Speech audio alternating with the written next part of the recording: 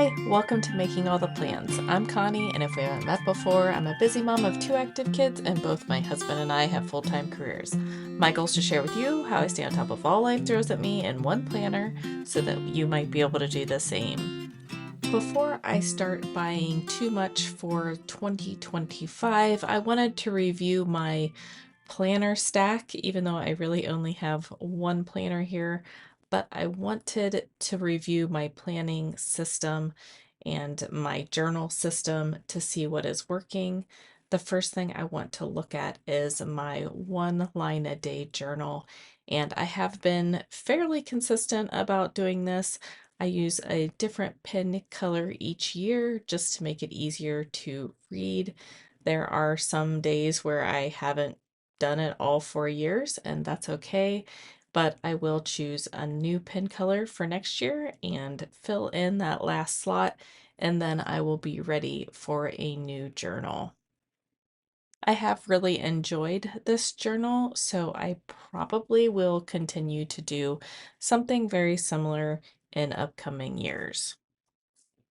The next item is key in my planning repertoire, and that is my Leuchtturm, and I use it for all my HB90 method plans and goals, tasks, all the things.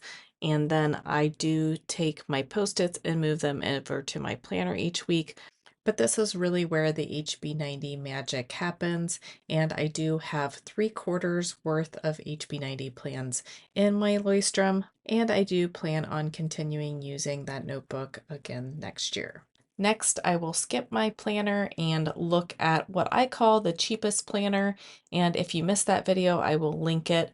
But I love this notebook, and probably if I had to pick one thing, I would pick a grid notebook because I could do everything in the grid notebook. Next up is my work notebook, and I will keep this as is for next year. It is working. I will just need to add some extra paper to it. So I'm pretty sure I'm going to keep all of these items basically as they are, maybe just refresh a few items. So let's go through my actual planner and figure out what is working here and what is not. I am loving the Squared Plans monthly calendar that start on Monday. I will definitely be purchasing these again this year. And all of the months went fairly smooth until we get to October, where I ended up just going through with red pen and correcting everything. It was just a mess. So hopefully November is a little cleaner, and then we have one more month left to decorate. But this will definitely be a purchase for next year.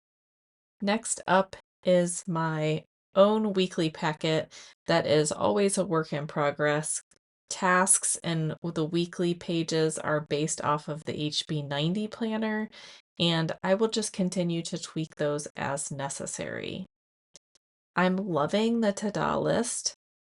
It doesn't have its own section in my planner, but I do think it fits in the goals area.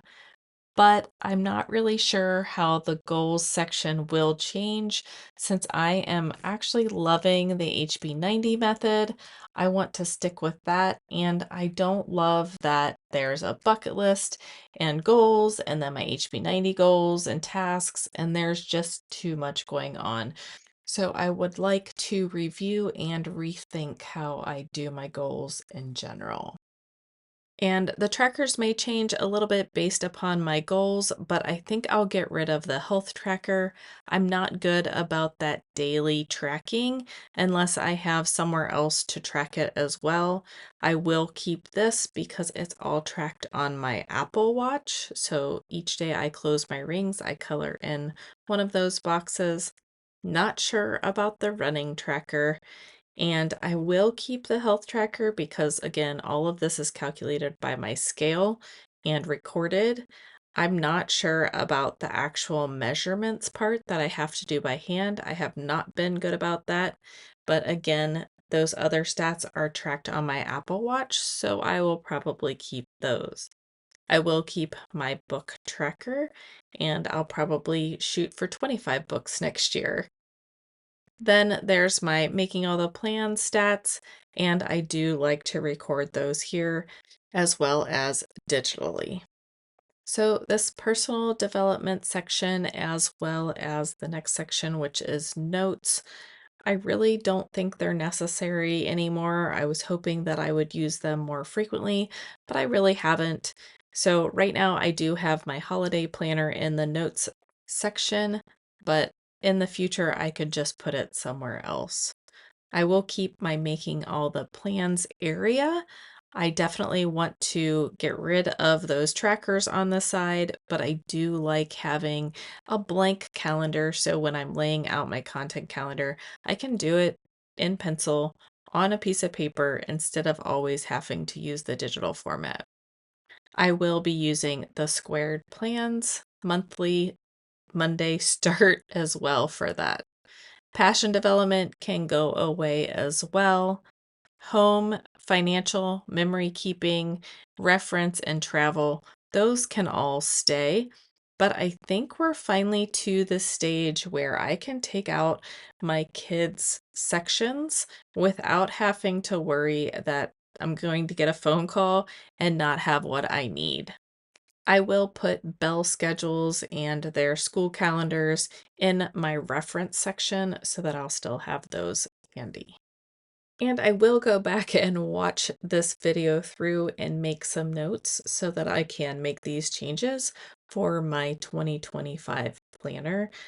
Again, I didn't want to start buying things until I knew what needed to change from the current year. So the one thing that is missing is just a notebook or a planner to play in.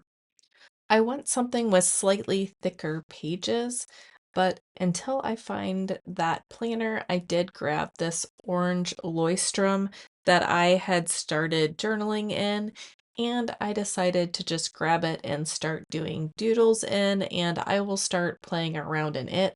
But again, I am looking for something that has slightly thicker paper than the Leuchtturm.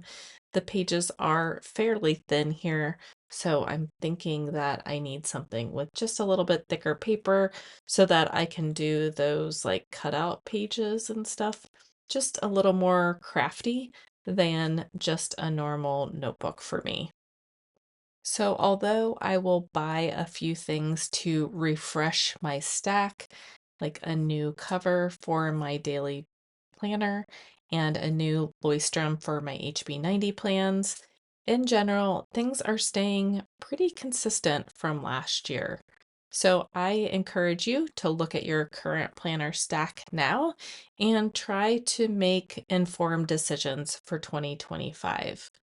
I don't know about you, but I am ready for the 2025 refresh. Let me know down below if you will be making minor tweaks or major tweaks to your system. And if you like this video, don't forget to hit like and subscribe and come along with me as I do put my 2025 planner together. But happy planning, and I'll see you in my next video. Bye.